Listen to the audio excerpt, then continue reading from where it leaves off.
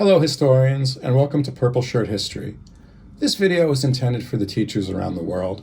I wanted to share an idea with you that's worked for me well over the years. I'm going to try to make a few videos with some lessons that I found to be quite successful and engaging during my time here as a teacher internationally.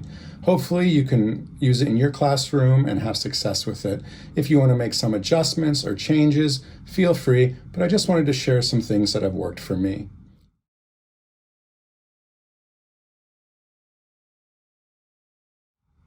If you find this lesson idea useful, please subscribe, like, and comment below. And always feel free to share your ideas and your lessons as well.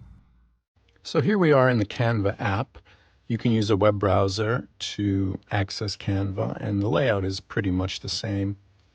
I wanted to try to use the app today just to make sure you would be able to see the differences, which are very few. You can go to the top right-hand side and click Create a Design if you want to make this newspaper from scratch.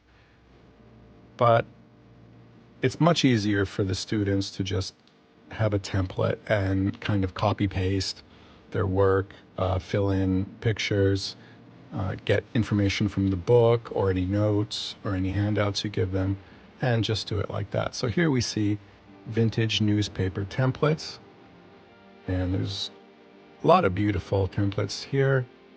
If you see a crown in the bottom right hand of a particular template, that means that it's you need a pro account from Canva to access that.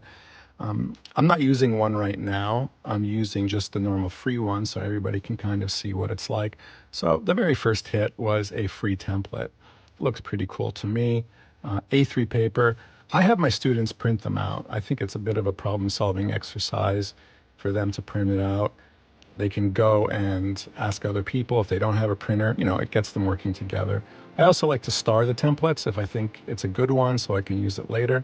And then I can click to create the template. So here we have very nice looking newspaper. Part of the project is that it has to look like it's from 1919.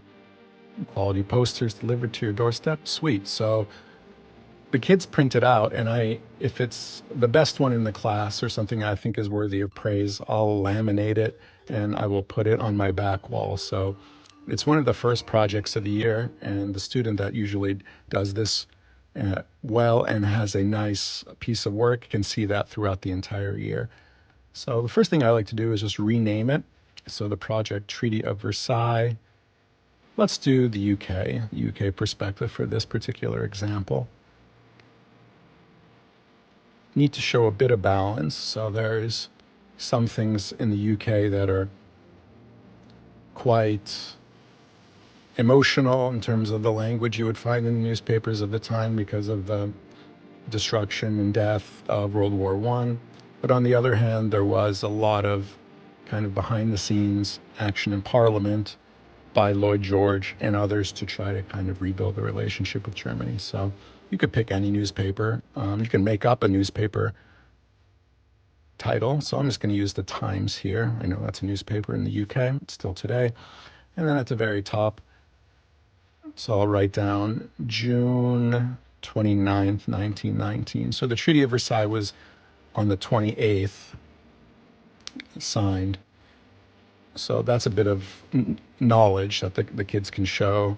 If they have the date, that's the day after the Treaty of Versailles, that's the reaction of the press. So not only is this newspaper supposed to look good, it needs to have a lot of good knowledge. It's a revision resource, really, at the end of the day. So they'll be able to look at this and study for their assessments and their exams later on down the road. All right, so I'm going to have the title here highlighted, and let's do a bit more sensationalistic headline: Making Germany Pay! Exclamation point. So we have our title, and you can just double click on this kind of filler. You see the Latin, and the kids will be able to replace this text with their knowledge. So have them look at their books, handouts and notes, and talk about all the different terms of the Treaty of Versailles, the harsh ones for this particular article. On the other hand, here we see a smaller header, and this gives the opportunity to kind of have another article that isn't as harsh on Germany. So the main idea of this newspaper was, yeah, make Germany pay. They're going to be punished by this treaty. But also you can, if you have a UK perspective, why not show that there was a bit of opposition to just crushing Germany? So David Lloyd George is the prime minister, and he knows that there was a strong trade relationship before the war, and Britain needs to rebuild its economy. So let's have PM looking into trade with a new German government. So looking at that, we see two different stories, have a bit of balance. If the student wants to add some pictures from Canva, we see Lloyd George is the first one, but it's a paid one. You can look at all the graphics, the photos. If you don't see anything, so I don't see any Lloyd George here, look along the left-hand side there. It says Elements, Text, Brand, Uploads.